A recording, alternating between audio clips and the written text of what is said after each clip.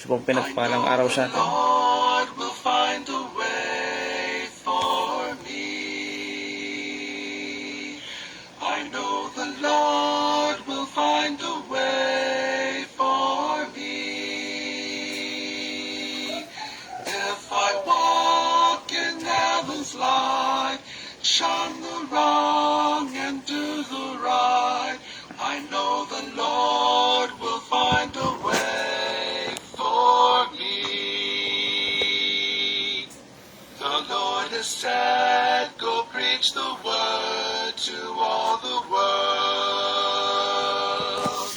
The Lord has said, go preach the word to all the world.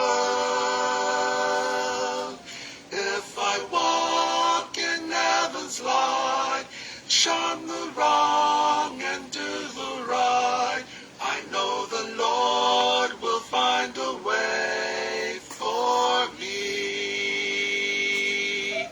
Won't it be grand to hear him say, Isa pong pinagpalang araw sa atin mga kapatid sa pananampalataya, mga kaibigan. Tayo po ay magpapasimula sa isang gawain ng Panginoon sa Chapel of Faith, Chapel of Worship Christian Faith Ministry. Purihin ang Panginoon sa buhay ng bawat isa at tayo po ay nakakapagsamba sa Espiritu at sa katotohanan. Pinupuri natin ang Diyos saan man tayo naroon. Pinabati ko nga po pala ang mga kapatiran sa Parkstone. Kinakamusta ko kayo dyan sa Parkstone. Bagamat nagkataon na meron pong gagawin ng inyong team pastor, ay nawa po ay magpatuloy kayo dyan sa Parkstone, gawain dyan.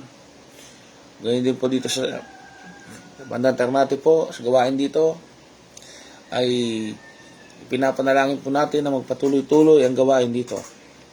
Ganyan din po sa online. Sa online ministry po natin na ito, na ginagampanan po natin sa tuwing tayo may available time. Purihin po ang Panginoon. At nawa maabot po ang mga Kristiyano po na walang oras, walang pagkakataon makasamba. You can join us po sa worship sa ating Panginoon through online. Kamusta na po kayo mga kapatid? At nawa po nasa mabuti kayong kalagayan. Tayo po ay papasimula sa gawain ng Panginoon. Tayo po ay manalangin sa tulong at biyaya ng Panginoon. Nawa po ay katagpuin niya tayo sa mga oras ito. Ngayon po ay February 15, 2026. Araw ng Panginoon. Sunday po. At nung kahapon po ay ninagdaan po araw ng mga puso. Nalala po natin ang mga mahal natin sa buhay, mga kasintahan po natin, mga asawa po natin. Subalit, huwag natin kakalimutan ang Panginoon natin na siyang tunay na pag-ibig, ang agape, na nagbigay sa atin ng walang kapantay na pag-ibig, walang kondisyong pag-ibig. Sabi nga yan John 3:16, for God so loved the world that He gave His only begotten Son, that whosoever believes in Him shall not perish but have everlasting life. Gayon na lang ang pagsinta ng Diyos sa liputan. Ibinigay niya ang kaisa-isa niyang anak upang ang sino man sa kanya ay sumampalataya ay hindi mapahamak, sa halip ay magkaroon ng buhay na walang hanggan. Huwag natin kakalimutan ang nagbigay talaga ng pag-ibig na tunay sa atin, ang Diyos na buhay. Ngayon po, dadako na tayo sa ating gawain, sa pagsamba. Ihanda po natin ating puso't isipan. Tayo po ay aawit, tayo po ay magpupuri, tayo po ay makikinig ng Ebanghelyo, makikinig ng turo ng Panginoon. At nawa maging mabuksan ang ating puso't isipan. Sa pasisimulang ito, tayo po ay manalangin. Upuin yung samahan. Tayo po ay manalangin. Dakilang Diyos, pinupuri ka po namin, pinapasalamatan ka po namin sa umaga ito na kami po lahat ay inyong ibinangon. Kami po lahat ay inyong binigyan ng buhay. Dinadalangin po namin sa inyo, Ama, ang gawain ito sa online service ito ng Chapel of Faith World Christian Faith na kami po bilang mananampalataya, maging ang mga ibang Kristiyano po sa kanilang samahan na magpatuloy sa kanilang gawain. Idinadalain ko, Ama, ang Chapel of Worship Christian Faith Ministry nito na inyong gawain na maging instrumento lamang po, maging gamit nyo lamang po upang marami pong makakilala sa inyo, marami pa pong makaunawa ng inyong kalooban. Tulungan nyo po ang inyong lingkod upang inyong magabayan at patuloy nga po na maakay po ang mga kaluluwa patungo sa Panginoong Hesukristo. Tawarin po kami, Ama, kaming mga nakikinig, kaming mga Kristiyano na nagpapatuloy sa inyo na kung mali kami, kung may nagkakasala kami, ay hugasan nyo ng inyong anak, ang ginawa ng inyong anak, ang aming katiyakan ng aming katubusan. Salamat po sa ginawa niya. Patawarin kami sa mga nagawang pagkakamali, pagkakasala sa inyong harapan. Hugasan po namin ito sa pamagitan ng dugo ni Kristo. Kami po ay nagtitiwala sa kanyang ginawa sa krus. Panginoon, marami po salamat sa lahat ng biyayang pinagkakalob nyo. Tulungan niyo po ako sa pagpapatuloy dito sa lupa, sa pagpapatuloy ng inyong misyon dito sa lupa. Dakilang Diyos, tulungan niyo po na marami pang makakilala sa inyo at tulungan niyo po ang inyong lingkod na magpatuloy sa gawain ito. Maraming po salamat sa inyo pong pagdakila, sa inyo pong pagluwalhati. Sa pangalan ni Jesus. Amen. Tayo po ay dadako sa pagsamba, pagpupuri sa Panginoon sa pamamagitan ng mga awitin, mga himno, spiritual na awitin sa Panginoon. Ako po inyong samahan sa pagsamba sa Panginoon sa pamamagitan ng mga awit spiritual.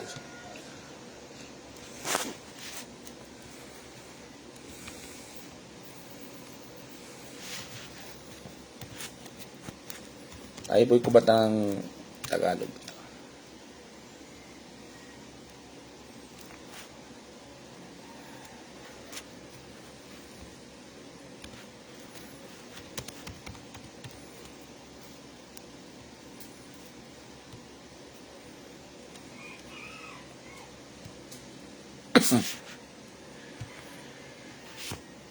Monday, Doug.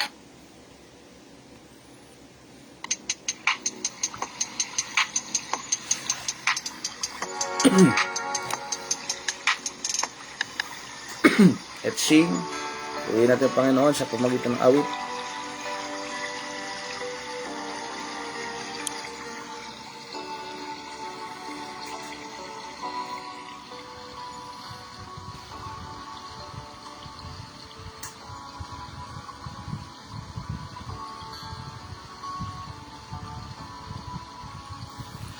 Alam kong may magagawa ang Diyos. Alam kong may magagawa ang Diyos.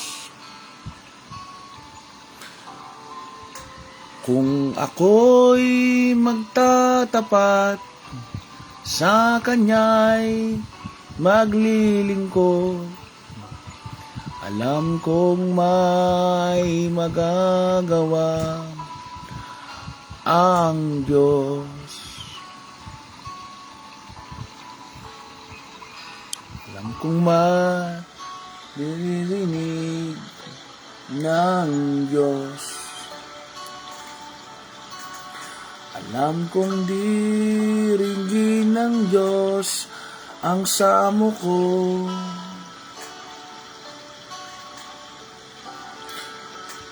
Kung ako'y magtatapat sa Kanya'y maglilingkod, alam kong diringgin ng Diyos ang samo ko.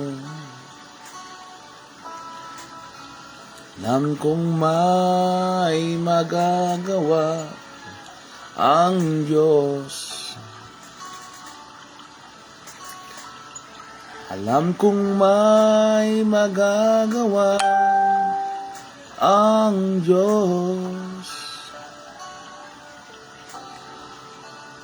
kung ako'y magtatapat sa Kanya'y maglilingkod. Alam kong may magagawa ang Diyos. Ang makasamang Diyos ang tunay. Una nga po, na pinupuri natin ang Diyos, sinasamba natin siya sa ating puso at isipan. Patuloy po tayo sa ating buhay na ito na may pagkakilala dapat sa Kanya. Patuloy po tayo na magtitiwala sa Kanya. Patuloy po tayo na mananampalataya sa Kanya. Huwag daw tayong matagpo ang hindi kumikilala sa ating mga buhay. Ang pananampalataya po sa Diyos ay may kalakip na buhay po natin. Yung buhay po natin na ito, makikita po dapat dito ang pananampalataya. Ang pagsamba po natin, makikita po natin sa ating mga buhay ang ating pagkakilala sa Panginoon Diyos. Nawa hindi tayo matagpo ang walang pananampalataya sa pamamagitan ng ating mga kilos, sa ating mga salita. At patawarin tayo kung nakagawa tayo ng pagkakamali. Dinadalangin ko ang pagpapatuloy po natin sa paglakad sa buhay na ito. Kung ano man ang nakalipas natin mga pagkakamali, at ito'y linisin ng Panginoon. Binayaran ng Panginoon lahat ng kapatawaran sa ating mga kasalanan. Marami pong salamat. Sa pangawitin sa Panginoon, tunay na kinikilala natin ang Panginoong Diyos, ang pinagmulan ng lahat ng kabutihan.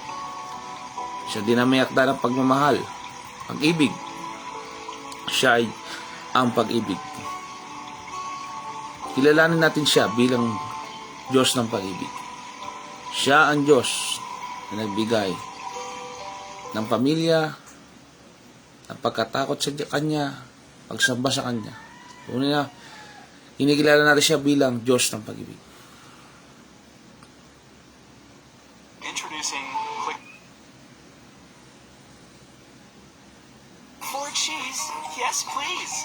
Burger King 4 cheese Whopper. Order now. Ulihin natin siya.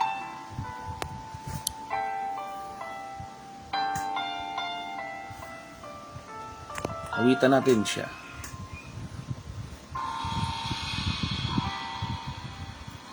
Ibig ang siyang pumukaw sa ating puso at kaluluwa,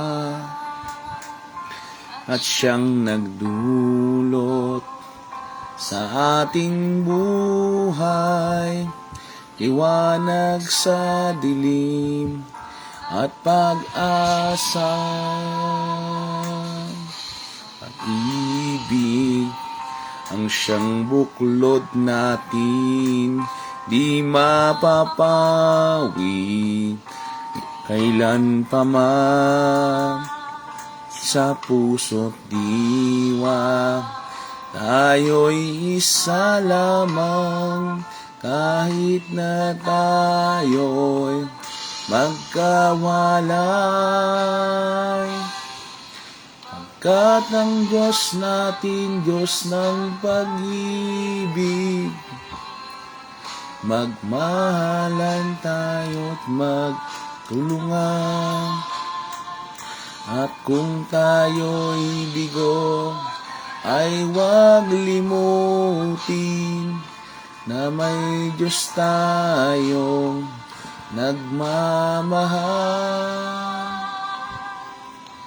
Sikapin sa ating pagtungo, ipamalita sa buong mundo, pag-ibig ng Diyos na siyang sumakop sa bawat pusong luhab sa pagsuyo. Pagkat ang Diyos nating Diyos ng pag-ibig, magmahalan tayo't magtulungan. At kung tayo'y bigo, ay huwag limutin na may Diyos tayong nagmamahal. Kat ang Diyos natin, Diyos ng pag-ibig, magmahalan tayo't magtulungan. At kung tayo'y bigo, ay huwag limutin na may Diyos tayong nagmamahal.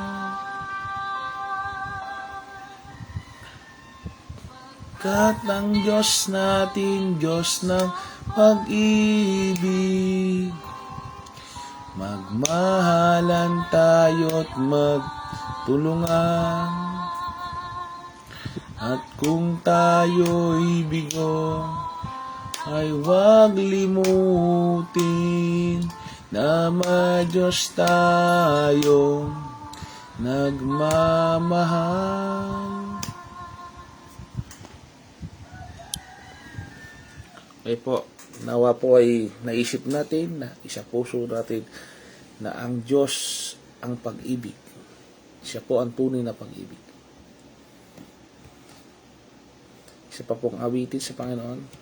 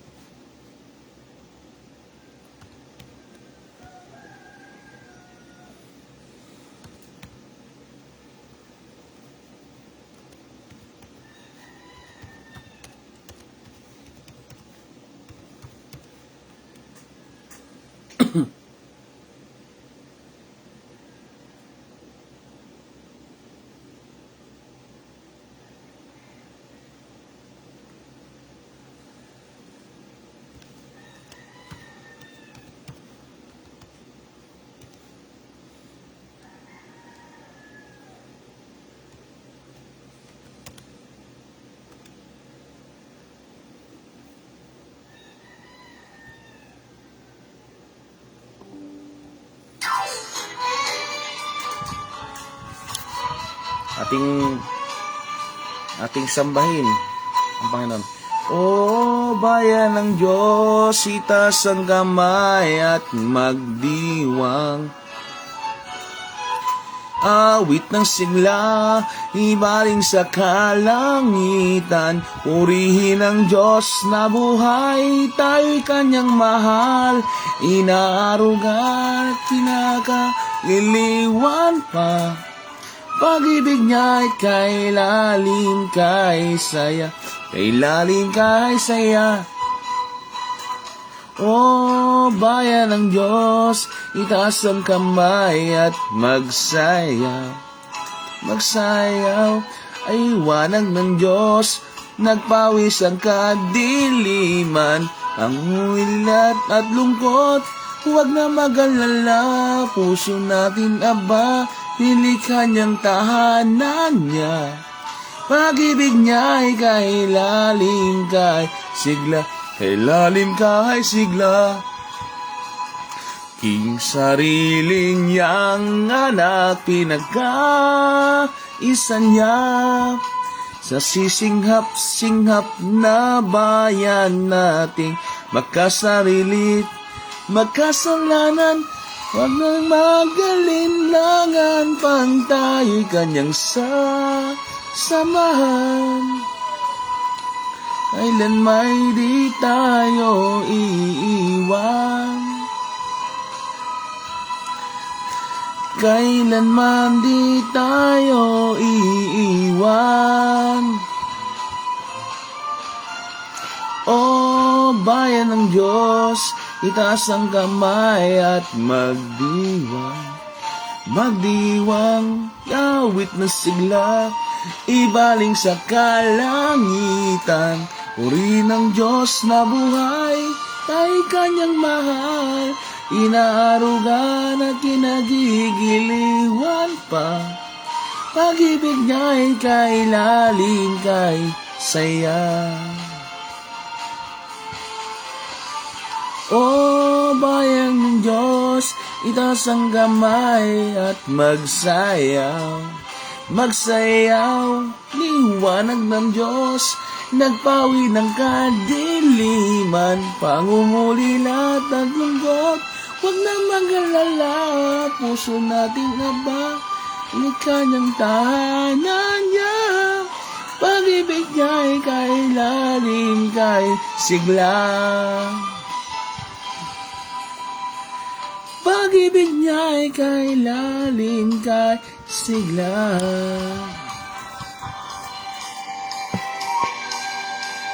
Yan po ay awit ng nilikha ng ating mga Jesuitang Katoliko. Kung titingnan po natin ang liriko, napakaganda po. Napapuri ng bayan ng Diyos. Okay po. Dito po sa Chapel of Worship, mga kapatid, ay hindi ko po inanong kontra po ang mga pananampalatayang Kristiyano. Kung iisa po tayo sa biblical na layunin, kung tama po ang ating doktrina sa Panginoon, kung tayo po, Biblia po ang ating sandigan, na siyang autoridad po natin, magkakasundo po tayo. Okay po. Ito po siyang palaala sa atin na dapat tayo magkakapatid ay iisa. Yan po ang panalangin ng Panginoong Hesus. Mag-iisa po tayo sa katotohanan. Sa Kanya po. Maniniwala po siyang libutan kung tayo po ay magiging isa sa Kanya. Ang iwawaksi lang po natin yung mga maling paniniwala o maling ano po. Tama po. Ngayon po, didiretso po tayo sa isang awitin pa sa Panginoon. Ito po ay kinanta ni Gary Valenciano, isang magandang awitin po. Dalawa pong awit pa po.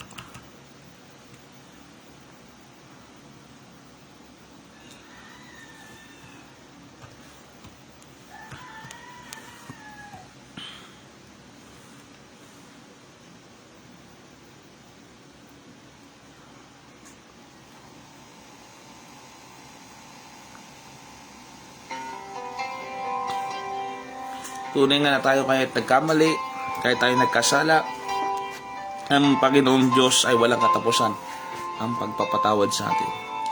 Kung tayo'y totoo sa Kanya na humingi ng tawad, dahil ang Diyos ay pag-ibig, kahit tayo nagkamali, nariyan pa rin siya. Purihin natin siya sa ating mga puso at isipan. Amen. Awitan natin siya.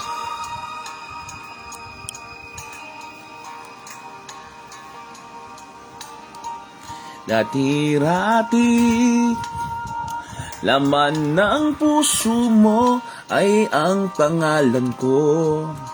Lagi ako sa isip mo. Dati-rati, inaawitan pa, lawi ay may ngiti.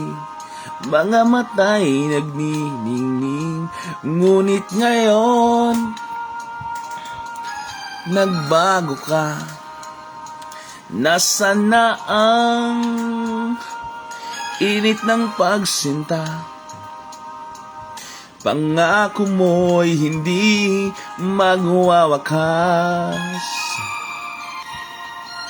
Di ba't noon samyo ng bulaklak at ihip ng hangin ay kapansin-pansin?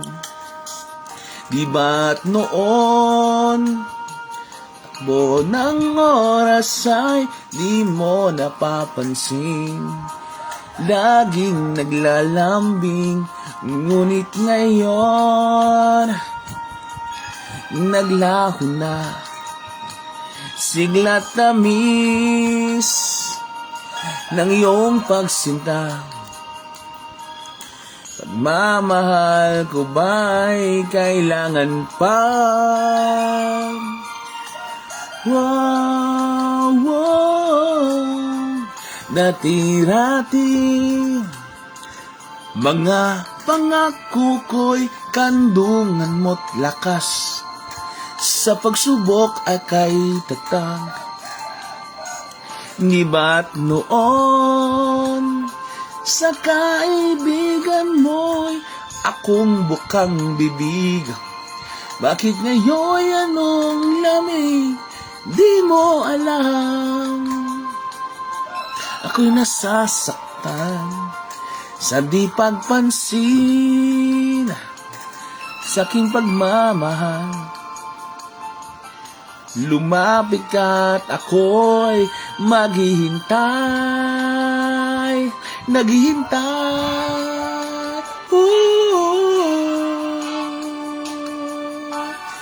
Ako'y nasasaktan sa di pagpansin sa aking pagmamahal. Lumapit ka't ako'y maghihintay.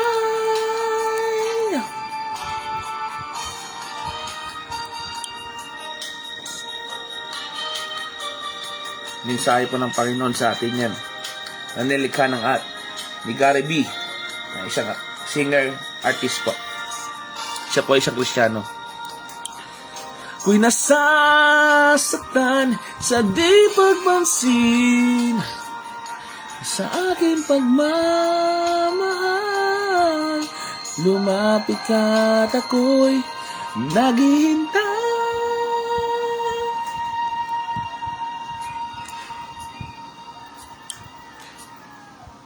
Panginoon, ako'y nabulag ng malarayang mundo. Ako'y patawarin mo. Mula ngayon, ang buhay kong ito'y iaalay sa'yo. Gamitin mo ako gaya ng dati.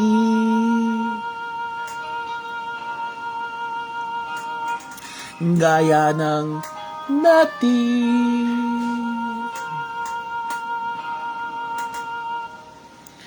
Gaya ng dati.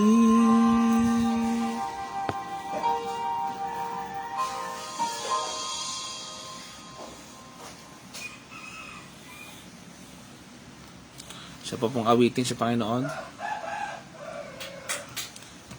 Nabibilas po talaga ako dyan sa kay Gary B. Kasi despite ng pagiging fame niya, despite ng pagiging sikat niya po noon, ay ibinigay niya po ang kanyang buhay.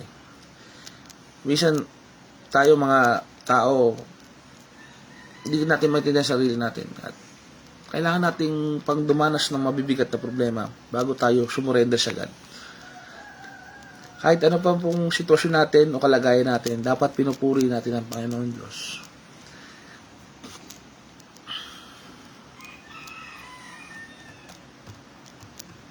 Okay po.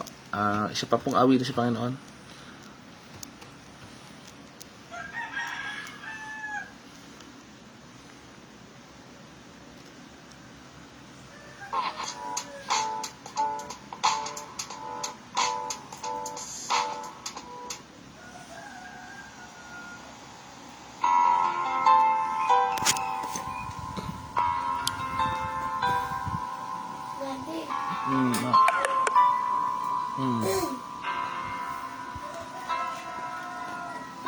That's what it is in me. Sometimes I just don't know what keeps me in your love, but you never let me go. And though you're in me now, I fall and hurt you still.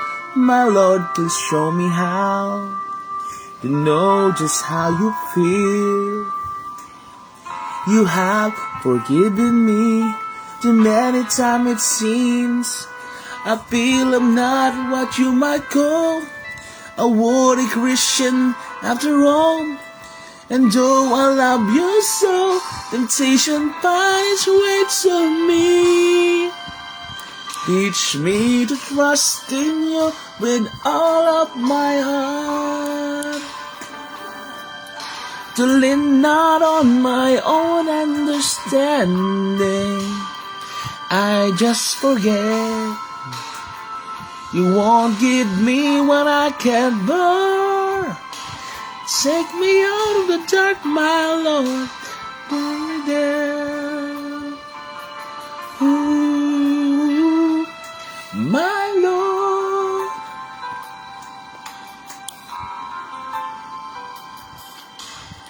You never left my side. You gave your hand to me to hold you, oh Jesus. I'm no longer in the cold, and yet I leave you there. When I feel satisfied, I like to thank you every day. Not only when I feel that way. I never known a man who gave his life for sinners like me, and yet because he loved us so, he promised us eternity. And we can have to promise and peace, and we have faith and just believe. Teach us to trust in you with all of our heart, to lean not on my own understanding. We just forget. You won't give us what we can bear. Take us on in the dark, my Lord, 'cause we don't want to be alone. Take us on in the dark, my Lord, we don't wanna be there. Ooh, no. Ooh.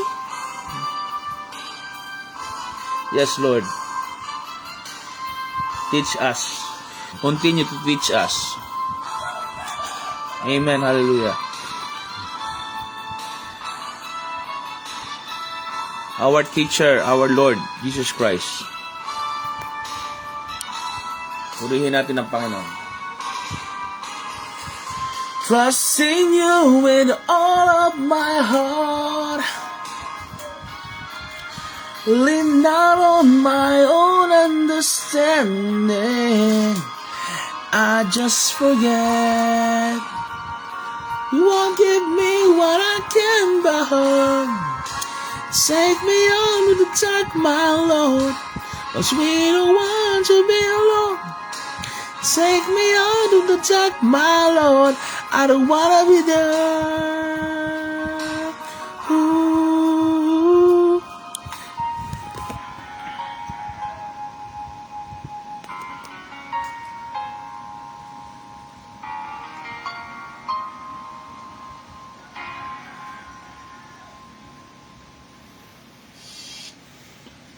You're not gonna believe what happened. Tell me everything. I'll show you. On Monday.com. So I started the biggest initiative of the court. I did everything. Ate pong kilalanin ng Panginoon na sa Kanya nagmumula ang lahat ng papuri. Ginagawa niya po lahat para sa atin. Siya po ay Diyos na mabuti.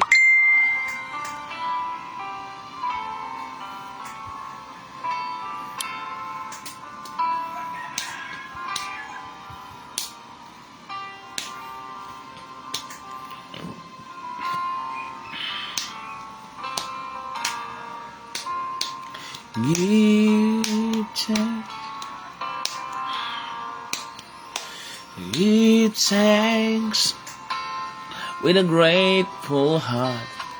Give thanks to the Holy One. Give thanks because it's given Jesus Christ, His Son. Give thanks with a grateful heart. Give thanks to the Holy One. Give thanks because it's given Jesus Christ, His Son. And now let the weak say, I am strong. Let the poor say, I am rich because of what the Lord has done for us. And now, let the weak say, I am strong.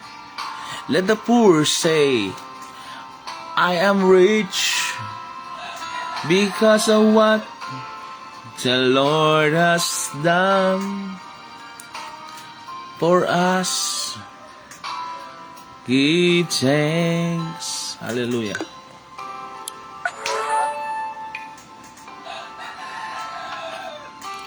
Praise our Lord. Praise the Lord. With a grateful heart, give thanks to the Holy One. Give thanks because He's given Jesus Christ, His Son. Give thanks with a grateful heart. Give thanks to the Holy One. Give thanks because He's given Jesus Christ, His Son. And now let the weak say, I am strong. Let the poor say, I am rich because of what the Lord has done for us. And now let the weak say, I am strong. Let the poor say, I am rich because of what the Lord has done for us. Give thanks. We give thanks. We give thanks. Tunay po, grateful dapat tayo sa Panginoon. Dapat lagi nating ina-acknowledge ang kanya dapat ang papuri, sa kanya po lahat ang ating mga awitin, ang ating puso. Inuuna po dapat natin siya. Kung may mamahalin man tayo, higit sa lahat, ang Diyos na buhay po yon. Ang buhay na nagbigay sa atin ng existence kung ba tayo naririto. Tayo po ay manalangin sa pagbibigay po ng mensahe sa Panginoon natin.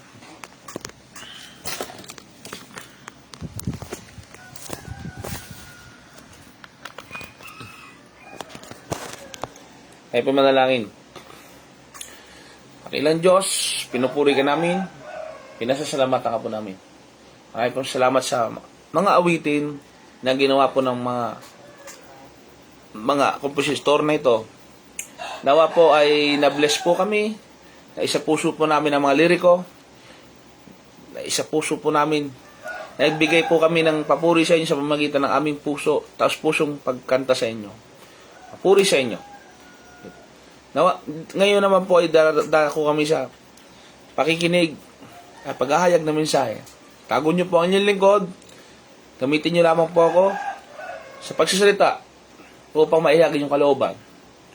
Tulungan nyo po ang lahat na maunawaan ang leksyon na ito, ang sermon na ito, patungkol sa inyo.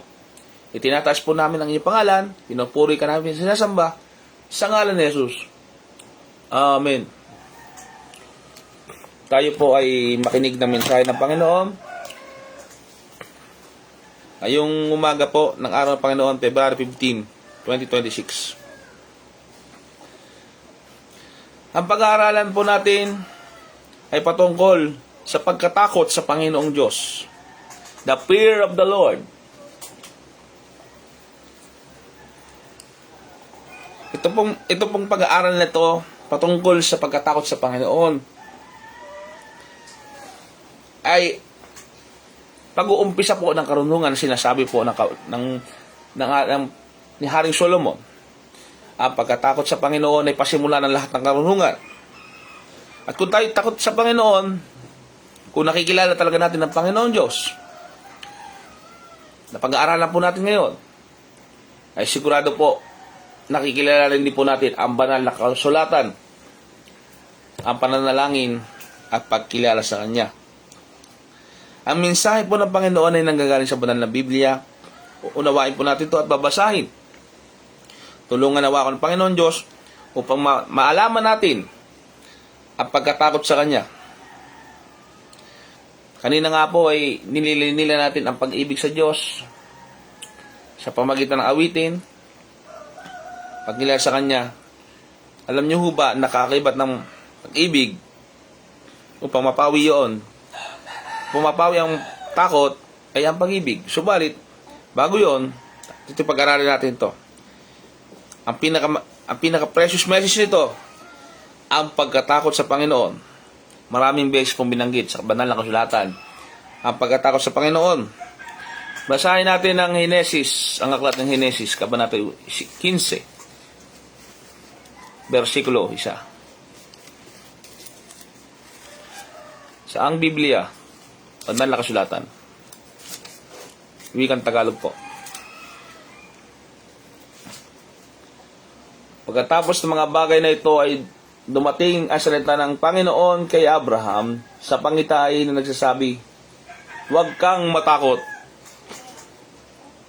Sinasabi po kay Abraham na huwag kang matakot.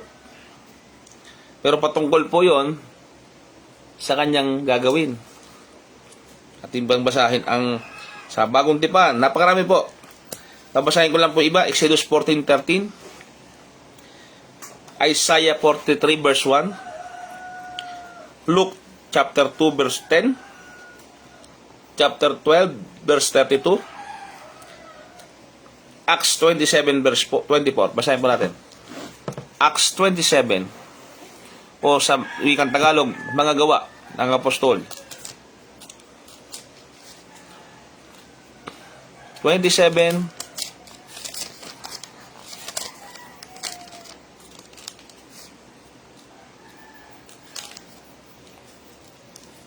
verse 24. Na nagsasabi, "Huwag kang matakot, Pablo.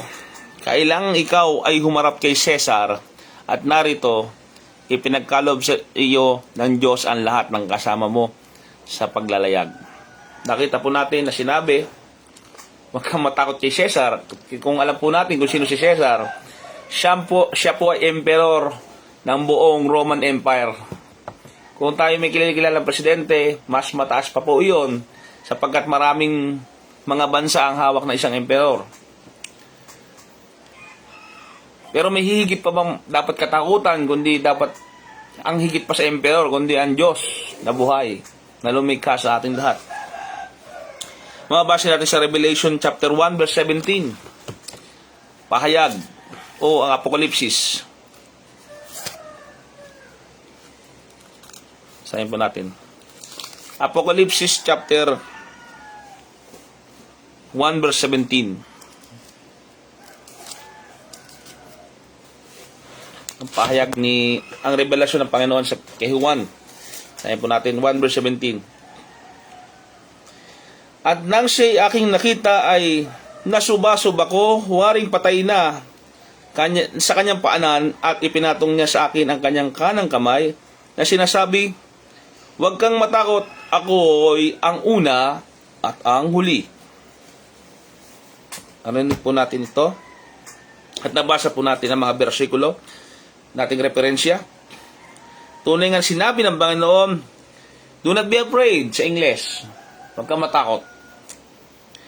John chapter 6 verse 20. 1 kabanata 6. Versikulo ay 20.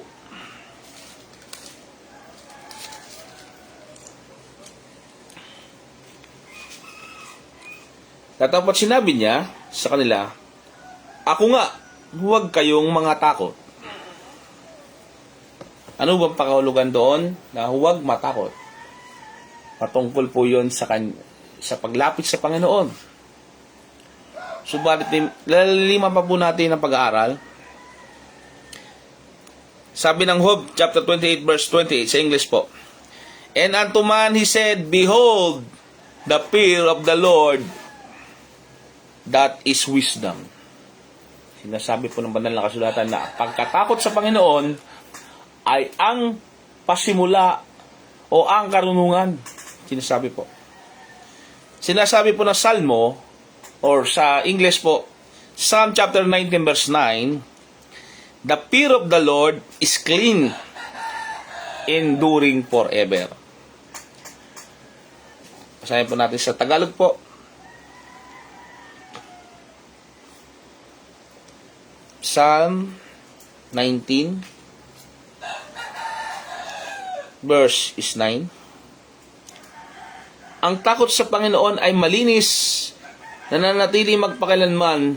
Ang mga kahatulan ng Panginoon ay katotohanan at lubos na matuwid. Yan po sinasabi ng banal na kasulatan. 2 Samuel chapter 23 verse 3. He that ruled over men must be just.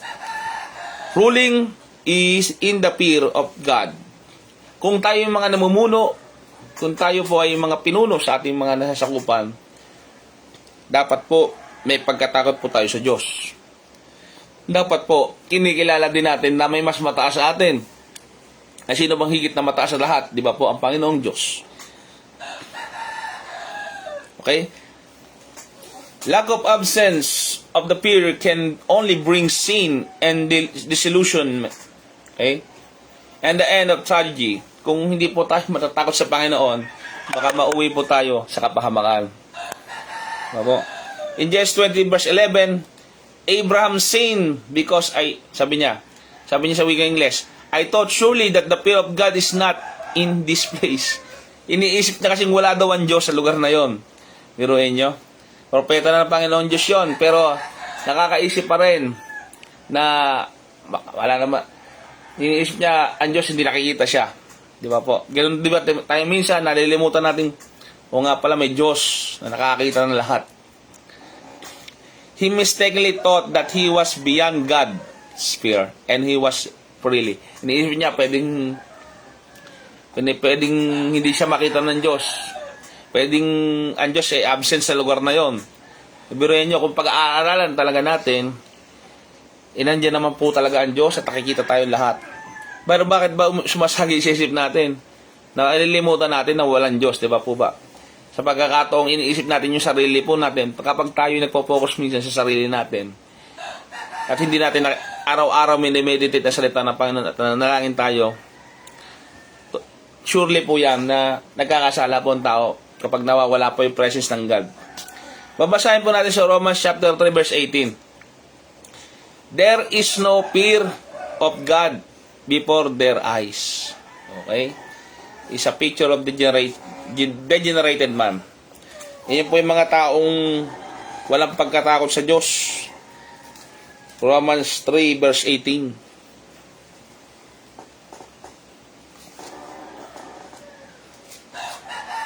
So, ilan? Pakapuan. Walang pagkatakot sa Diyos sa harap ng kanilang mga mata. Ayan po yung may mga tao po pala talagang walang takot sa Diyos. Yan nga po. Kasi pinag-uusapan po natin kanina, yung pagkatakot sa Panginoong Diyos at pagkawalan mo ng takot sa ibang mga bagay at mga tao, kung ikaw ay may tunay na pagkatakot sa Diyos, mapapawalang kabuluhan ang pagkatakot mo sa ibang mga bagay at sa ibang tao. Kung ikaw ay naninindigan at may pagkatakot sa Panginoong Diyos. Sabi, magiging matapang po tayo, pero yan po talaga ang nakalagay sa kasulatan, na kung kinikilala mo talaga ang Diyos, magkakaroon ka ng banal na tao, yung holy fear of our Lord. Meaning of fear of the Lord or fear of God in Proverbs 14 verse 26 to 27. Sa mga ngaral, yung sinasabi po ng mga ngaral or Ecclesiastes.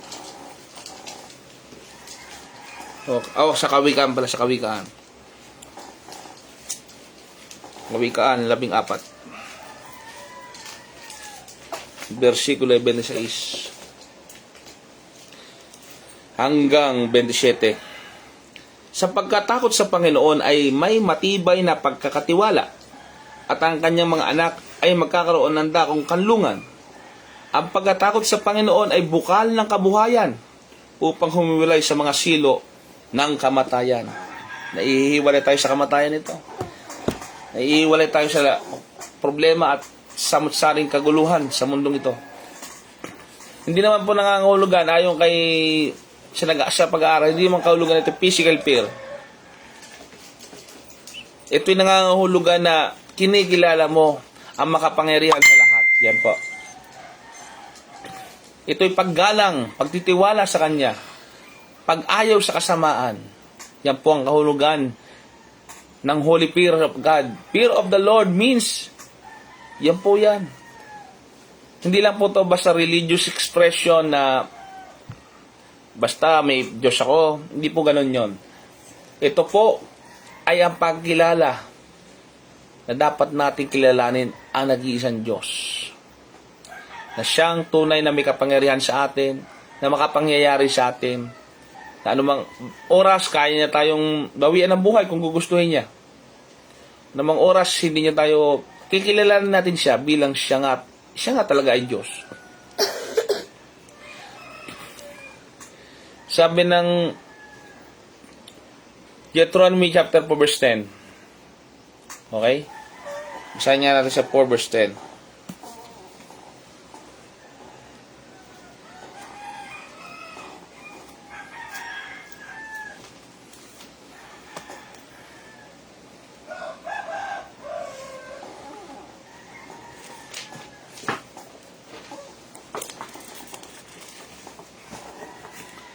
Yaong araw na ikaw ay tumayo sa harap ng Panginoon mong Diyos sa Horeb, nang sabihin sa akin ng Panginoon, papagpisanin mo ang aking bayan at aking iparirinig sa kanila ang aking mga salita upang sila'y mag-aral na matakot sa akin sa lahat ng araw na kanilang ikabubuhay sa ibabaw ng lupa at upang kanilang maituro sa kanilang mga anak.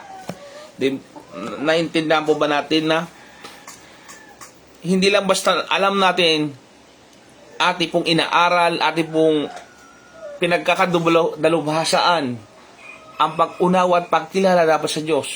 Hindi lang po sa ating sarili, kundi itinuturo natin sa iba. Sinabi dito, sa kanilang mga kapulungan, sa kanilang mga bayan, ay sabihin ng pagkatakot sa Panginoon. Gayon din po sa kanilang mga anak, sa susunod na henerasyon. Ituro daw po, sabi ng banal na kasulatan, ang pagkatakot sa Panginoon. Makikita natin na napaka-importante po ito. At dapat ipamana. Yan po dapat ang ipamamana natin sa Panginoon, sa mga anak natin. Kung mahal natin ang ating mga anak, yan po ang ating ipamamana. Hindi lang po yung material na mga bagay na nawawala naman, kundi ang pagkatakot o paniniwala sa Diyos. Sapagkat ito ang kabuluhan ng buhay. Sinasabi ng banal na kasulatan. Ito ang tinuturo dapat sa mga taong kagaya natin. Kapwa-tao natin sa online na nakikinig sa akin. Matakot tayo sa Panginoon. Kilalanin natin ang Panginoon. Sa salita, sa isip, sa gawa. Matakot tayo sa Panginoon. The fear of God is required. Kinakailangan po ito. Ito po ang dahilan ba't tayo nilikha. Kilalanin ang Diyos sapagkat siya ang gumawa sa atin. Sabi ng Deuteronomy 6 verse 13, Thou shalt fear the Lord thy God and serve Him. Matakot ka, paglingkuran mo siya. Yan ang sinasabi po ng banal na kasulatan sa atin. Nasa 10 utos po yan. Kilalanin mo ang Diyos. Nag-iisang Diyos. Walang ibang Diyos liban sa akin. Ako ang Diyos na mapanibiguhin. Seloso po ang Diyos. Ayaw niya na mayroon pong karibal sa Kanya. Sabi ng Ecclesiastes 12 verse 13, Let us hear the conclusion of the whole matter. Fear God and keep His commandment. Di ba po? Maliwanag sa sikat ng araw po. Sinasabi na ang kahulugan ng buhay, ba tayo nabubuhay, sabi ng pinakamatalinong tao na nakaranas ng yaman sa mundo, nakatanyagan sa mundo, naranasan niya na po lahat. Ang talino, ang lahat ng bagay, si Haring Solomon. Sinabi niya nang mamamatay siya, walang kabuluhan. Matakot ka sa Panginoon at sundin ng kanyang kalooban. Yan ang kahulugan ng buhay. Sinabi na nga po ng banal na kasulatan sa pamamagitan ni Haring Solomon ang kahulugan ng buhay. What is the purpose of life? Fear God and keep His commandment. Di ba po? Kung mahal natin ang Diyos, susundin natin siya. Di ba po? Ano pa yung mga bagay na dapat hindi natin katakutan? Marami kasing bagay na, alam niyo po kasi ang pagkatakot, dapat sa Panginoon Diyos lang yan. Hindi sa mga bagay na kaya nga po bawal tayong mag-alala, mag-alinlangan, o mawala ng pananampalataya dahil may Diyos tayo. At unawain ito sa 2 Kings 17 verse 38. And the covenant that I have made with you, ye shall not forget. Huwag mong kalilimutan ang tipanan Diyos sa atin. Neither shall fear other gods. Okay? And the covenant that I have made with you, ye shall not forget. Neither shall ye fear other gods. Huwag kang matatakot sa ibang mga Diyos-Diyosan. Bakit? Nung panahon po kasi nila, may tinatawag na mga Diyos-Diyosan. At yung mga Diyos-Diyosan pong yon sa ibang mga bayan. Halimbawa po, tinatawag si Baal, sina Nimro, yung mga sinasamba nila nung lumang tipan po. At kahit sa mga bagong tipan, ay may angking kapangyarihan po o kapangyarihang magwasak o kapangyarihang gumawa. Subalit, ito po ay tinatawag ng mga demigod o mga hindi totoong Diyos.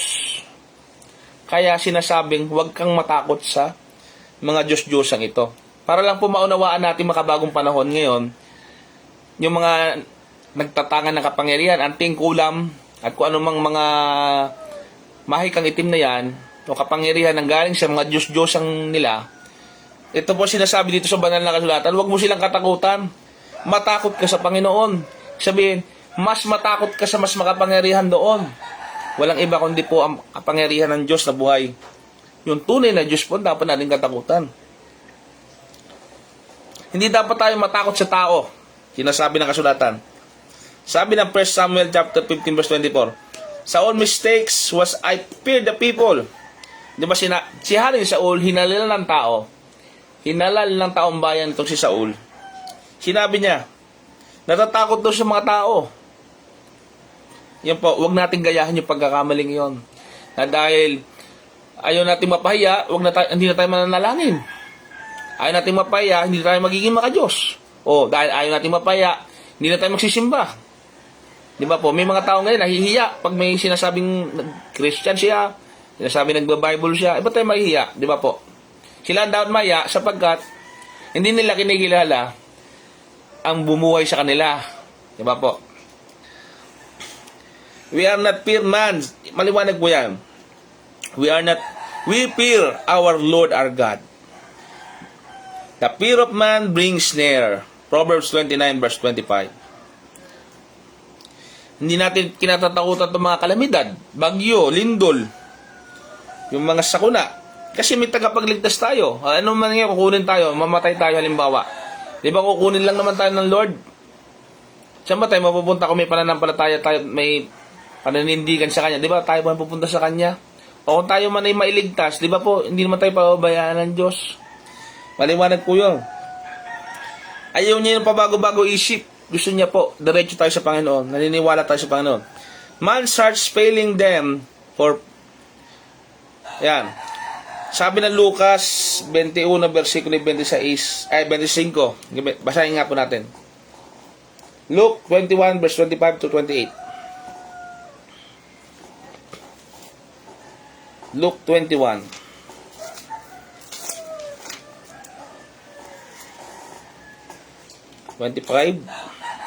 Hanggang 28 po. At magkakaroon ng mga tanda sa araw at buwan at mga bituin at sa lupa ay magkakaroon ng kasalatan sa mga bansa. Pag may nagpapahayag ng mga propesiyang sasabihin magugunaw na mundo, ay huwag tayo matakot doon sapagkat sa Diyos naman tayo Saka ang Diyos lang po nakakalam na lahat. Tuloy po natin. Na matitilihang dahil sa ugong ng dagat at mga daluyong.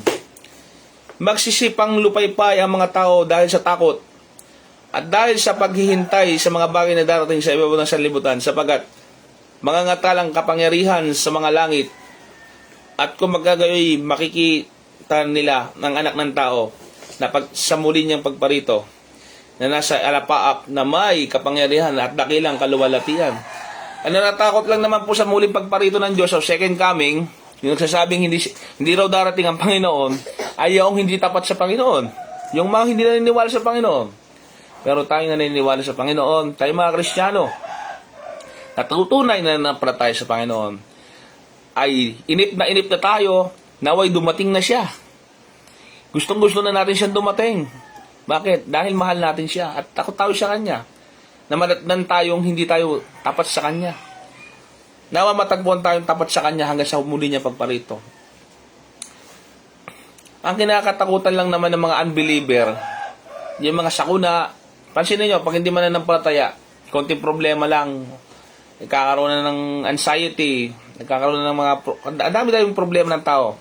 So, kaya ba po, ang tunay na, kung talagang tayo lumalalim na sa pananampalataya, nababawasan na po yan, o talagang nawawala na po yan.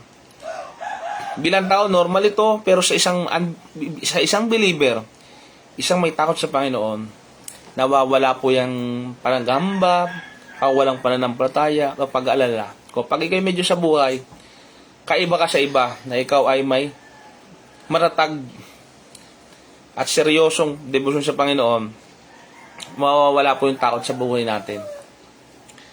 Mapapalitan po ito ng pagkatakot sa Panginoon. The meaning of fear of the Lord, yun nga po. Yan po yun. Ang mananatili lang po sa atin yung pagkatakot sa Panginoon. Yung banal na takot sa Kanya. Dapat sinusunod natin yung kautusan. Hindi sinasabing ano po na sasabihin natin na tayo mga Christian, hindi na tayo magano ng batas. Hindi po natin sinusunod ng batas dahil under tayo ng law. O we are in a Mosaical period. O panahon pa tayo ng batas. Tayo nasa panahon ng awa. Alam natin mga Kristiyanong ebangheliko yan. At ibang mga Kristiyano na nanampalataya sa Biblia, na alam ang dividing the word of truth, na ang lumipas na panahon ng kautusan ay lumipas na. Subalit, kung tunay mong mahal ang Diyos, susundin mo ang Kanyang utos. Naunawaan niyo po ba ang ibig ko sabihin? Ang ibig ko po sabihin sa banal na kasulatan, susundin mo na ngayon to ng kusa at may pagmamahal. Hindi kagaya noon, out of fear. Susundin mo, ayaw mo mapahamak dahil kaya mo sinusunod. Pero ngayon po, may pagmamahal na kasama. Kusa po ang pagsunod. Susundin mo yung ibigin mo siya ng buong puso, buong buhay, buong kaluluwa. Ibigin mo yung kapwa dahil mahal mo ang Diyos. We are not under by the law. Pero yung law na yon, susundin mo dahil mahal mo ang Diyos. Naunawahan po natin? We obey His voice. We obey His commandment. Deuteronomy 13 verse 4. Hindi lang basta maniniwala tayo, susundin natin. We obey. We serve. Maglilingkod po tayo. Kasi act of love yun eh. Yung pag gumawa ka ng paglilingkod eh. Sabi ng 1 Peter chapter 2, verse 17, honor all men, love the brotherhood, fear God, honor the king. Bilhin nyo, kung tayo pala ay may pagkatao sa Diyos, magmamahalan tayo bilang magkakapatid. At susundin natin ang mga namumuno sa atin, mga boss natin, mga presidente natin, kung sino man ang namumuno sa pamahalaan. Kung sino man ang iyong boss sa kumpanya, hindi mo maiisip na gumawa ng mali sapagkat natatakot ka sa Diyos.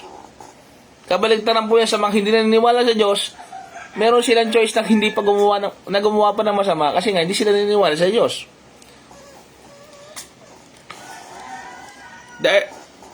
Mapapansin po natin na hindi man nasasabi natin yung mga tao sa lupa, hindi nila kilala ang Diyos na iba. Kahit nga kilala nila ang Diyos, nagkakagawa pa rin sila ng mali. Subalit, sinasabi nga rito, pag-aralan mong matakot, sinasabi ng, kahit sa lumang tipan, sinasabi dito, magpatuloy kayo na pag-aralan yung matakot sa Diyos, ituro mo ito sa mga tao, at ituro mo rin ito sa mga anak mo. Kasi hindi naman po ito, halimbawa yung anak po natin, pwede ba yun, matuto na lang siya magsimba ng kusa niya? O manalangin na lang kusa? Di ba po tuturuan natin yon? Kaya nga binigyan tayo ng boses, ng halimbawa ng buhay natin. I-example po natin yung buhay natin para gayahin nila. Ang Panginoon, hindi na siya nagturo sa mga disipulo niya ng 3 taon.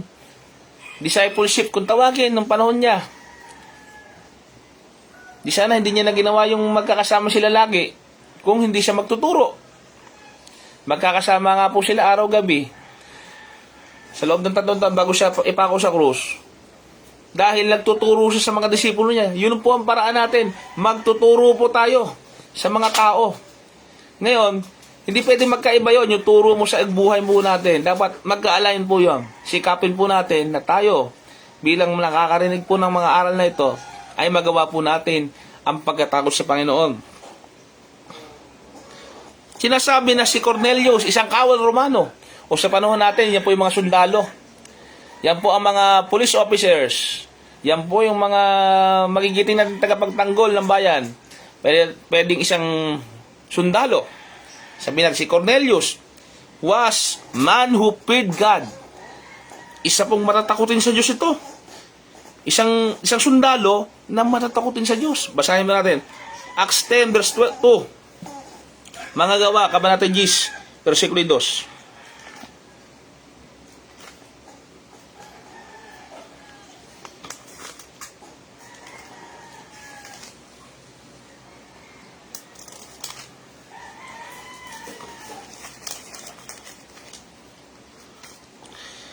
Isang taong masipag sa kabanalan at matatakutin sa Diyos.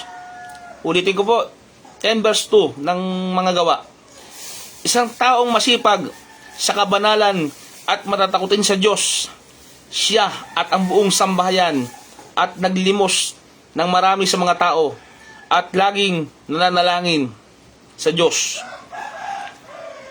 Tutuloy ko po kung sino to. Nakita niyang maliwanag sa isang pangitain ang mga oras na patungo sa kanya ang isang anghel ng Diyos at nagsabi sa kanya, Cornelio. Yan si Cornelio po, isa pong may takot sa Panginoon, bagamat siya ay nasa gobyerno po. Alam po natin, isa po siyang centurion po siya. Yun nyo, sabihin natin, pag nasa opisina ng gobyerno o nasa anumang, sabihin natin, masama na po.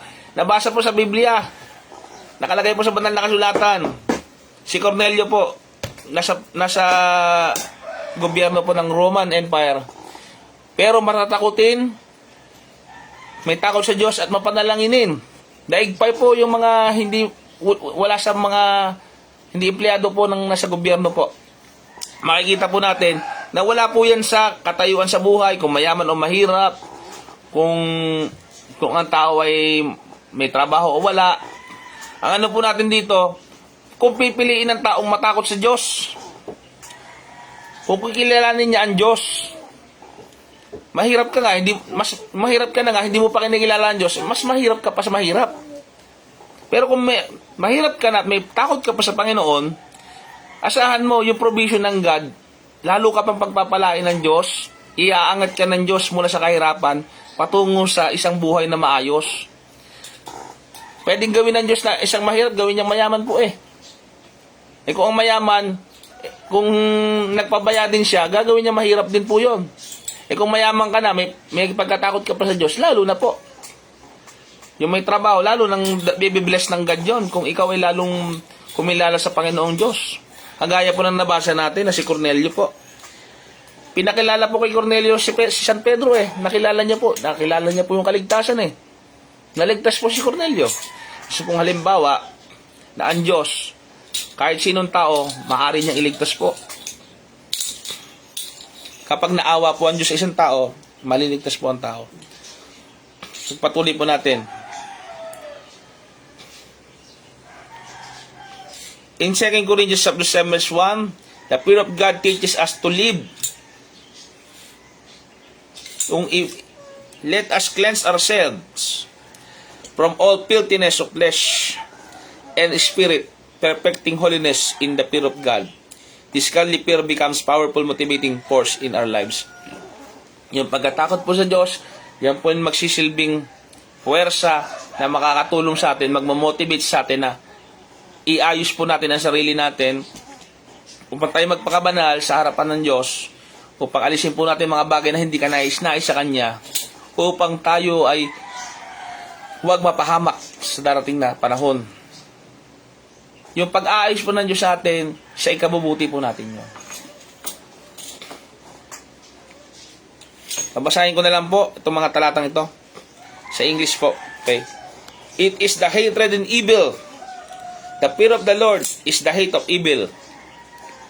Namumuhi sa kasamaan. Proverbs 8 verse 13. It is wisdom. Ito'y karunungan. The fear of the Lord is the beginning of wisdom. Psalm 111 verse 10. Ito'y kayamanan. It is a treasure. Better is a little with the fear of the Lord than great treasure and trouble. Proverbs 15 verse 16. The fear of the Lord is treasure to the believer. Isaiah verse 33 verse 6. It is the fountain of life. The fear of the Lord is the fountain of life. Proverbs chapter 14 verse 27. It is clean. The fear of the Lord is clean. Psalm 19 verse 9. It is sanctifying.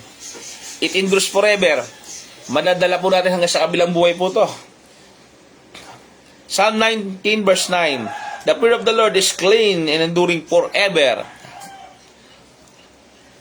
It is godly. Let us have grace whereby we can serve God. Ito po'y kasama sa paglilingkod natin sa Panginoon. Ito po'y katanggap-tanggap sa Kanya. Hebrews 12 verse 28. There is difference between reverence and fear. Yan po. Yung godly fear. Yung sasabi na po natin. Ano nga ba yung mga pagkatakot sa Panginoon Diyos? The holiness of God causes us to fear Him. Who shall fear Thee? Okay? O Lord, glorify Thy name. For Thou art holy. Sapagkat siya'y banal. Kaya dapat natin siya katakutan. Revelation chapter 15 verse 4. The greatness of God causes us to fear Him. Yung kadakilaan niya. Kung kikilalanin natin siya kung sino siya. Natatakot po tayo talaga sa Kanya kung malalaman po natin kung sino siya. And now Israel, what thou the Lord thy God required to thee, but to fear the Lord thy God.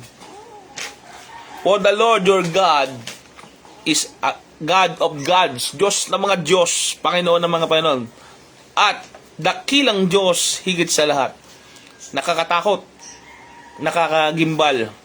Deuteronomy 10 verse 12 verse 17. Kung mga boss nga natin, yung mga sinasabi natin mga taas natin, ganito pinag-aralan, doctorate, o sinasabi manager natin, na ganito narating, na maraming lugar na narating, at napakayaman. Sabi siya rin, big time si boss, di ba? Inano natin, mayaman si boss, maraming sasakyan. Ating dinadakila. Pag nakita natin, medyo nahihiya tayong katabi. Lalo pa kaya yung boss ng mga boss, di ba po? Ang Panginoong Diyos. Kung ating mga magulang, hindi natin bawal tayo magsalita ng masama sa magulang. Lalo pa kaya yung pinagmula ng lahat ng tao. Kaya yan po ang ating pinag-aasikapang pag-aralan, ang pagkilala habang tayo namubuhay. Madadala natin itong pananampalatayang ito hanggang sa kabilang buhay. Napaka-importante po nito, napakahalaga po nito. Ang pagkilala sa Kanya, hindi lang po pagkatao sa Kanya, yung kabutihan niya, pag-ibig niya, balansin naman po yung pagmamahal niya, kasama po yun doon. Only fear the Lord, siya lang ang paglilingkuran, siya lang po ang sasambahin, siya lang po ang kikilalanin. Your heart, yung puso po natin, dapat na sa Panginoon. Forgiveness of God causes us to fear Him. Yung pagpapatawad niya lang sa atin, walang katapusang pagpapatawad. Hindi ba dapat na tayong matakot doon? At tayo nagkakasala parati, araw-araw. Hindi natin maisip na ang Diyos napakabuti. But there is forgiveness with thee that mayest fear God. Kung mayroon kang pagkatakot sa Kanya, panatawarin ka ng Diyos. Kung may habag ka, hahabagan ka rin niya. Praise the Lord. At tayo ay patuloy na nabubuhay. Ibig sabihin, may purpose pa tayo sa buhay na to. Hanggang ikaw makasalanan, tayo makasalanan. Hanggang tayo nabubuhay, may pagkakataon pa magsisi. Kilalanin mo, kilalanin natin ang banal na kasulatan, ang Panginoong Hesus sa buhay natin upang maunawaan natin ang daan. Sinasabi niya, ako ang daan, katotohanan ng buhay. Sino mang lumapit sa akin ay magkakaroon ng access sa Panginoon. Sino ba yon? Yung Diyos Ama. Kasi ang Panginoong Hesus lang po ang pangalang ibinigay. Siya lang po ang daan. Walang ibang relihiyon.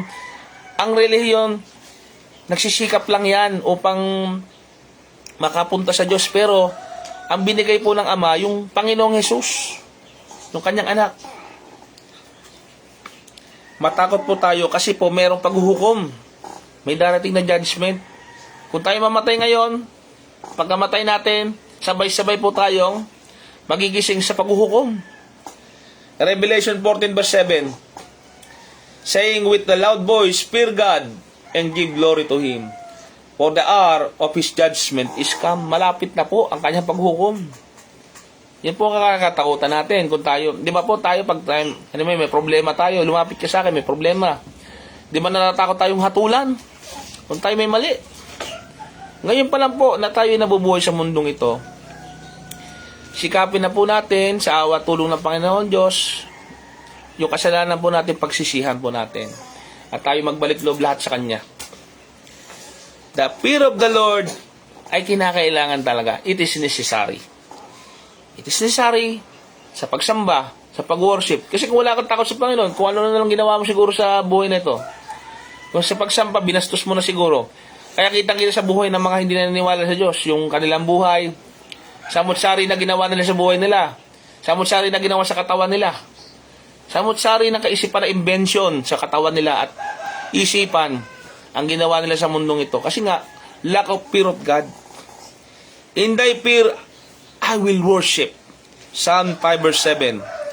Makikita rin po sa Psalm 89 verse 7. It is necessary in service. Serve the Lord with fear and rejoice with trembling. Pinupuri din na po natin siya. At the same time, natakot tayo sa Kanya, kinikilala natin siya, pero sineselebrate din po natin siya. Dinadakila din natin siya. Psalm verse 2 verse 11. It necessary to keep us from sin. Kung tayo natatakot sa Kanya, mailalayo tayo sa ating mga gawang kasalanan o paglabag sa kautusan. Fear not, for God is come to prove you, and that His fear may be before the face, that ye sin not. Huwag magkasala. Yung pagkatakot sa Kanya, pagsunod sa kautusan, sa pamamagitan ng pagbabasa ng Bible, sa pag-meditate, sinasabi natin sa Exodus 20 verse 20, yun po makakatulong sa atin upang matakot sa Kanya. Makilala siya. Yun po ibig sabihin makilala ang Panginoon. It is necessary to good governance. Kung gusto po natin na maayos na pamamahala, kung gusto nyo po bila kayong pinuno, maging maayos kayo, kinakailangan matakot kayo sa Panginoon Diyos. 2 Samuel verse 23 verse 3. He that ruled over men must be just, ruling in the fear of God. Kasi po kung wala tayong pagkatakot, pagkakilala sa Diyos, yung judgment po natin, yung ating mga desisyon ay dire-diretso po, sariling pangunawa, sariling kata, magkakamali po tayo ng desisyon sa buhay. Subalit kung may takot tayo sa Panginoon, yung ating shortcoming, yung ating short judgment, mailalayo po tayo dyan. Kailangan lang nating magpatuloy sa pagkilala sa Panginoon Diyos.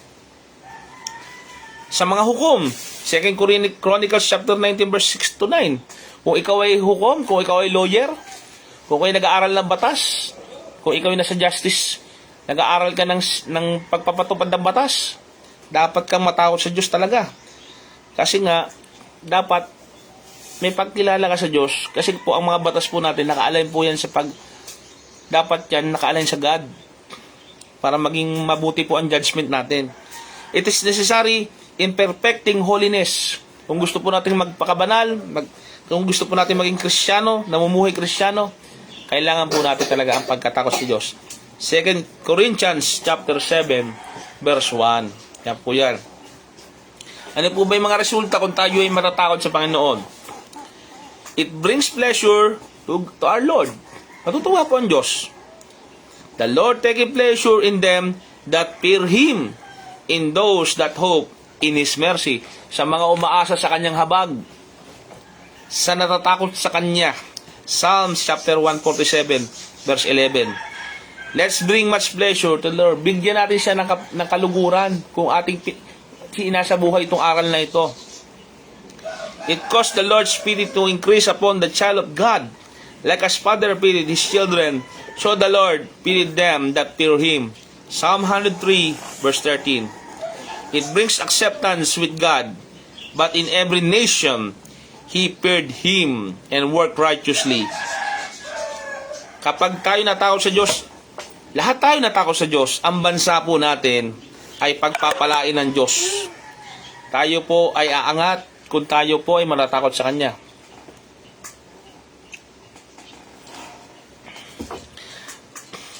Acts 10 verse 35. Peter to Cornelius and friends. Kung tayo matatakot sa Kanya, maniniwala po ang mga tao sa atin, maniniwala ang kaibigan natin sa atin, dahil nakikita sa buhay natin ang pagbabago. At tunay nga na kung tayo natatakot sa Kanya, kasama po doon ang pag-surrender natin, ang pagbabago, pagbabalik loob natin, yung buhay po natin, nagiging maganda po. It brings mercy of God, yung kaawaan ng Diyos. Gusto natin maawaan Diyos sa atin, matakot tayo sa Kanya. But the mercy of the Lord is from everlasting to everlasting upon them that fear Him. Psalm 103 verse 17. Yung mga anghel nga po ng Diyos, takot na takot sa Kanya. Hindi makatingin, hindi dakila na po ang mga anghel.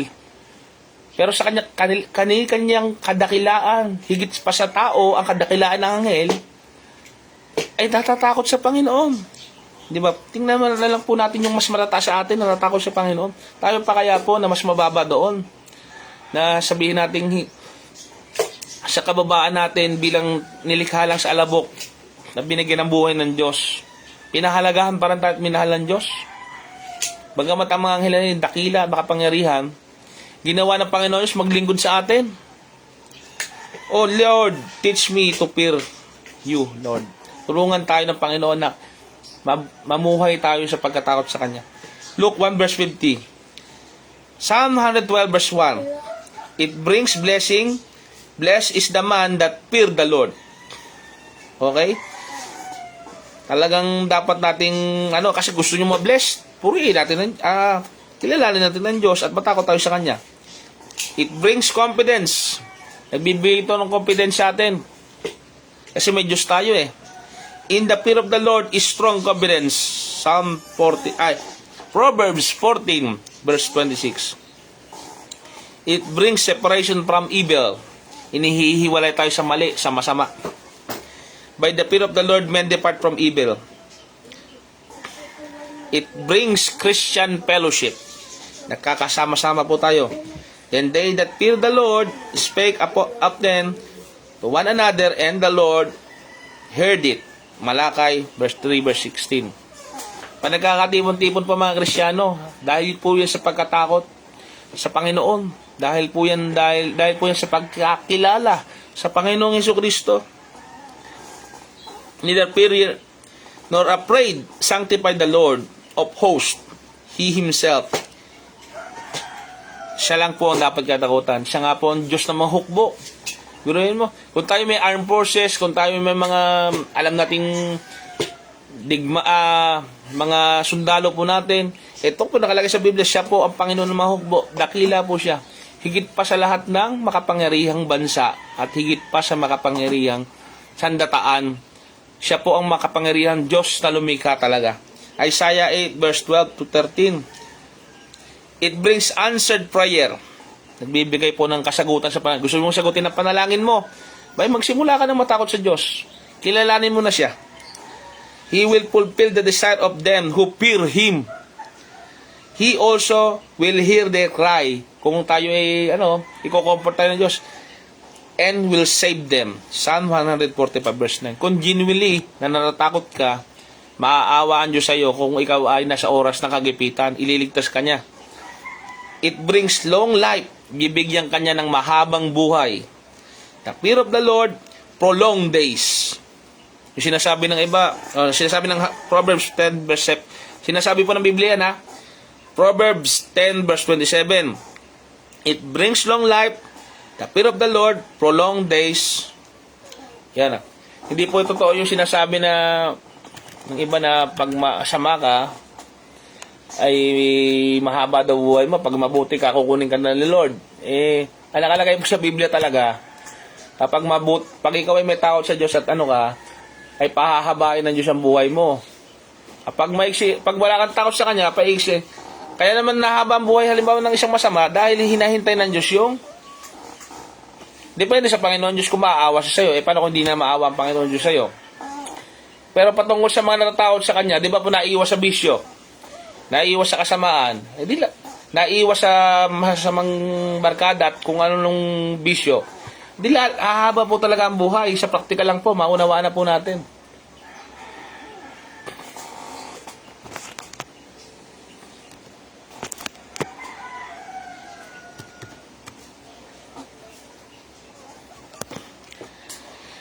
Tayo po ay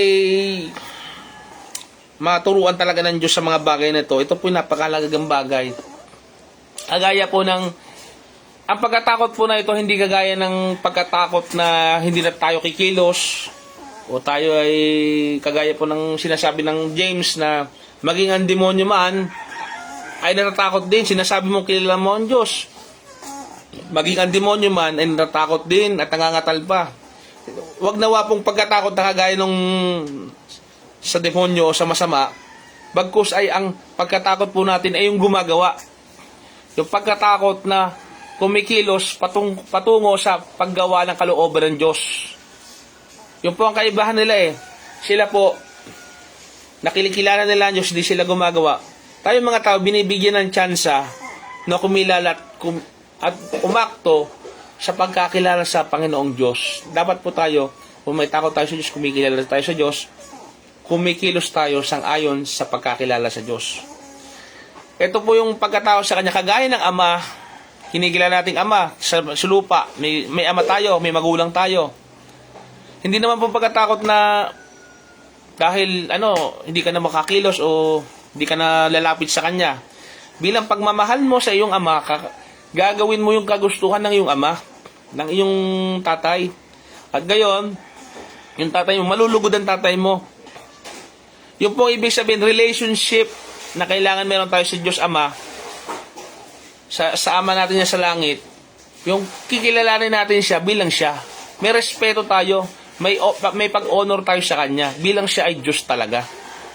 Ngayon, kung tayo alibughang anak, o tayo nasa estado pa ng buhay natin na malayo pa sa kumikilala sa tunay nating Diyos Ama, nawa magbalik loob na tayo manalangin sa mga bagay na yan na tayo ay patawarin ng Diyos. At huwag na tayo maghintay ng matagal na panahon, magbalik loob na tayo sa Panginoon Diyos. Let us pray that God will teach us to fear Him. Teach me thy way, O Lord.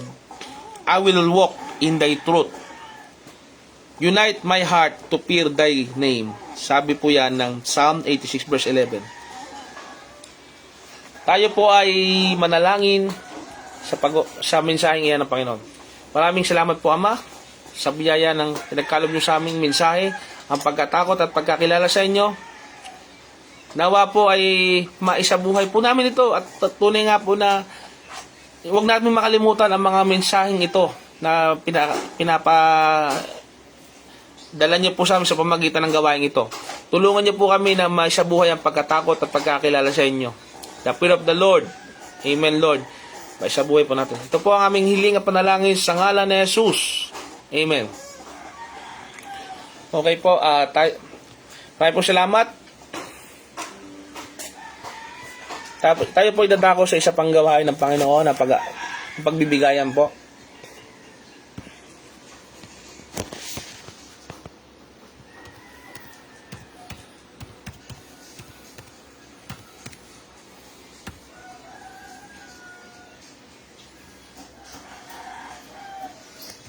Basahin po natin sa banal na kasulatan.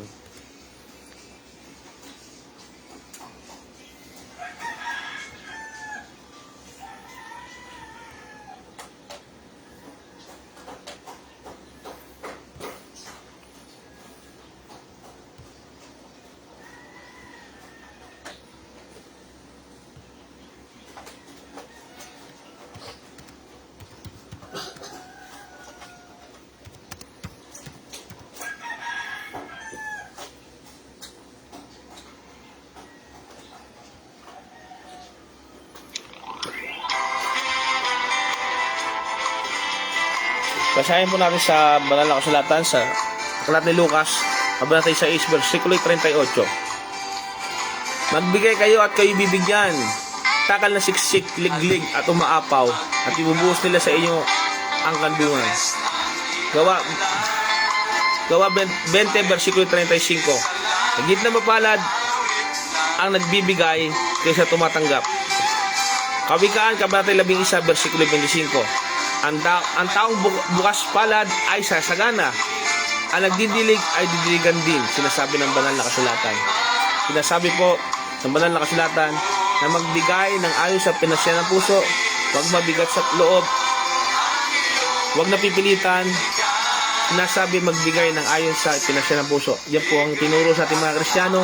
Ito po ay magagamit sa gawain ng Panginoon sa pagpapatuloy ng ministeryong ito sa mga aralan pa ng salita ng Diyos. Nawa po'y napagpala po tayo. You can freely donate or give. Nasa comment section po yan. Or you can PM message me sa pag-aambagan po natin sa gawain ng Panginoon. Maraming po salamat.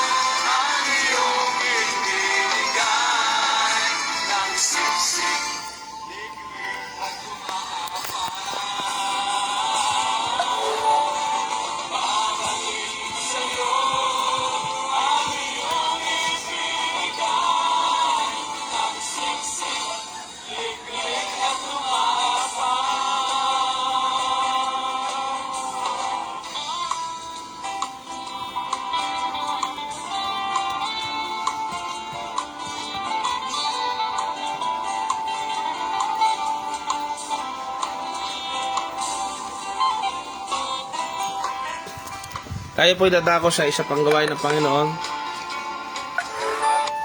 ang pag-alala sa kanyang kamatayan at muling pagkabuhay.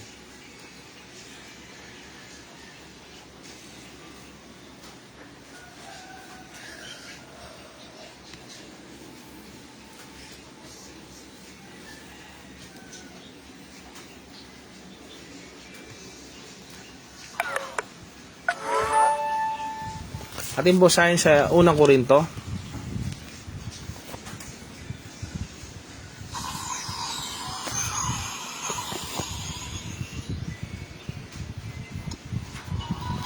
Unang Korinto 11.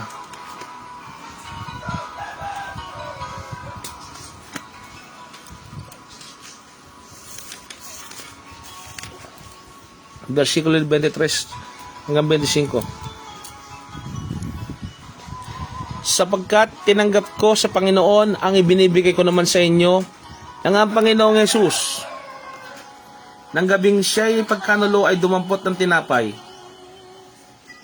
At siya'y makapagpasalamat ay kanyang pinagputol at sinasabi, ito'y aking katawan na pinagputol-putol. dahil sa inyo. Gawin ninyo ito sa pag-alala sa akin.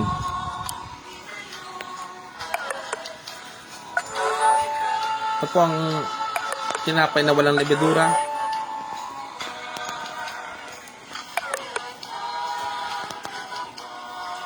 Ati pong kainin, tanggapin ang banal na tinapay na bibigay buhay.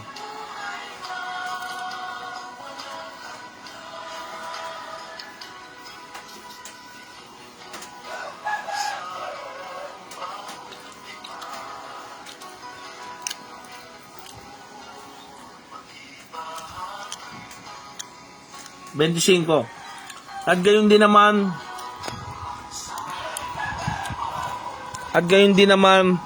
hinawakan ang saro pagkatapos na maghahapon ay sinasabi, ang sarong ito ay siyang bagong tipan sa aking dugo. Gawin ninyo ito sa tuwing kayo'y magsisiinom sa pag-alala sa akin, sapagkat sa tuwing kakanin ninyo ang tinapay na ito at inumin ang ninyo ang inahayag nyo ang kamatayan ng Panginoon hanggang sa dumating siya.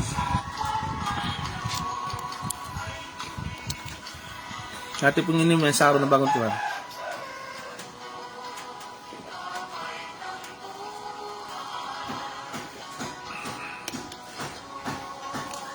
Maraming po salamat, Panginoon. Ang gagawin po namin ito, ang ordinasyang ito, hanggang sa muling pagbabalik niyo. Purihin po ang Panginoon.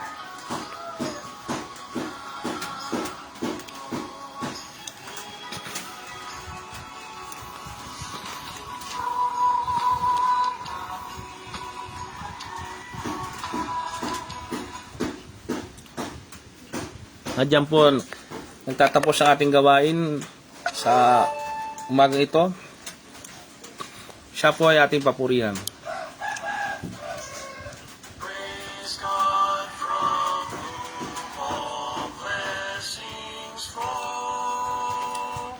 Praise Him, all creatures below. Praise Him above the heavenly hosts. Praise Father, Son, and Holy Ghost. Amen. Maraming po salamat, Panginoon, Diyos. At binigyan niyo kami ng pagkakataon na masamba kayo. Maahiyag ang inyong katuwiran dito sa lupa. Sa amin na nakikinig, tagpalain niyo po sila ng inyong mabiyayang pagpapala mula sa langit.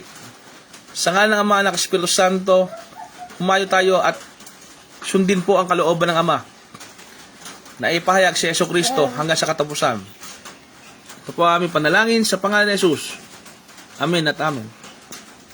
Maraming po salamat sa pagsubaybay at magpatuloy po tayo sa awat biyaya ng Panginoon.